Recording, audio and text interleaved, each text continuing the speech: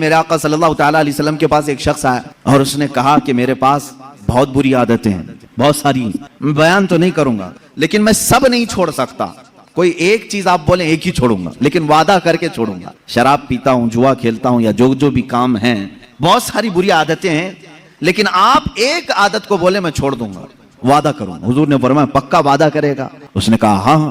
اللہ کے نبی صلی اللہ تعالیٰ علیہ وسلم نے فرمایا ٹھیک ہے، آج سے تو صرف جھوٹ چھوڑ دے، آج سے صرف تو جھوٹ چھوڑ دے، جب بھی میں تجھ سے سوال کروں گا تو جھوٹ نہیں بولے گا۔ اس نے کہا بالکل، میں نے آپ کے ہاتھ پر ہاتھ رکھا، وعدہ کر لیا۔ عرب کے لوگ بڑے پکے بھی ہو جاتے تھے، کسی بات کا عزم کر لیتے تو اس پر اٹل ہو جاتے۔ بہت ساری برائیاں چھپی ہوئی تھیں، معلوم نہیں تھیں، لوگوں پہ ظاہر نہیں تھی۔ کہا دوسری نہیں چھوڑوں گا میں۔ کہا ٹھیک ہے، دوسری نہیں چھوڑنا ہے، ایک جو آپ نے کہا وہی چھوڑوں گا۔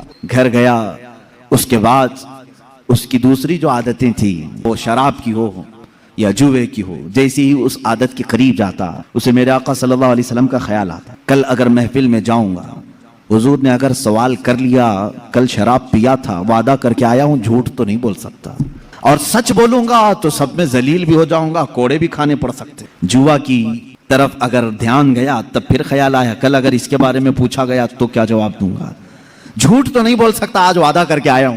ایک رات میں ہر برائی کا خیال کرتا رہا اور پھر میرے مصطفیٰ کا بھی خیال آتا رہا۔ دوسرے دن وہ سکون کی نیند سو کر آیا، بارگاہ مصطفیٰ صلی اللہ علیہ وسلم میں حشاش وشاش طبیعت تھی۔ جو جھوٹ نہیں بولتا وہ بہت سکون سے رہتا ہے، اس کی طبیعت میں گھبراہٹ نہیں ہوتی۔ حضور پاک صلی اللہ تعالیٰ علیہ وسلم کی محفل میں آیا اور جو اس نے سوچا تھا وہی سوالات حضور نے کیا بھی۔ کہا کل ایسا تو نہیں کہ تو نے شراب پیا؟ کہا یا رسول اللہ ہرگز نہیں پیا۔ جوا کھیلا تھا؟ کہا ہرگز نہیں کھیلا۔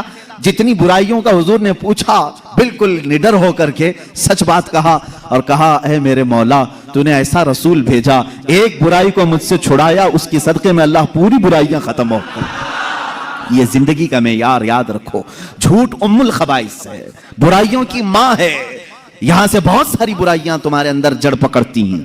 جھوٹا آدمی منافق ہوتا ہے، نفاق اس کے دل میں آنے لگتا ہے، اسی لیے کہ میرے آقا صلی اللہ تعالیٰ علیہ وسلم سے پوچھا گیا تھا منافق کی علامت کیا ہے، اس میں پہلی علامت حضور نے فرمایا بات کرے گا تو جھوٹ بولے گا۔